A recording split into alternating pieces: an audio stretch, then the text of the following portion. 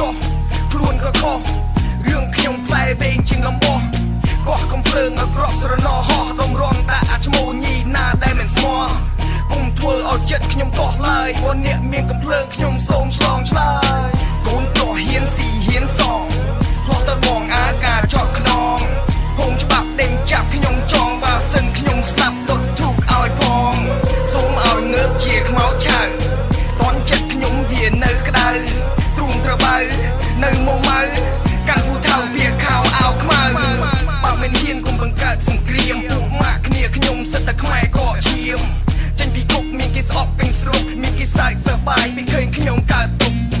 ឈឺជុកនឹងខ្ញុំធ្វើអ្វីបើក្តិតមិនលមាស់ខំរុកធ្វើអីអ្នកទាំងអស់ប្រយ័ត្នសំដីខ្ញុំនឹងលួចកូនស្រីធ្វើអ្នកនាងកងរៃចង់ជេរហៅខ្ញុំស្អីទៀតហៅខ្ញុំសិតតែចៅមកសៀតប៉ុន្តែខ្ញុំសូមជម្រាបកូនស្រីអ្នកទាំងអស់ហៅខ្ញុំបងសូភាទៀងកំភ្លើង45ទទុល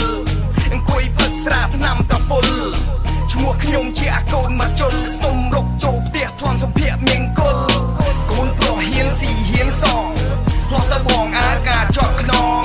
ហងច្បាប់ដេញចាប់ខ្ញុំចងបើសិនខ្ញុំស្លាប់ដុតធូបឲ្យផង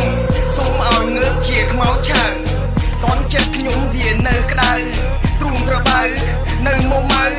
កាន់ពូថៅវាខោអាវខ្មៅងើបឡើងថ្ងៃចាំងគូរនៅដេកដូនអាទិត្យងើបអាប្រមឹកងើបឡើងងើបអូយូសពដឹងនេះ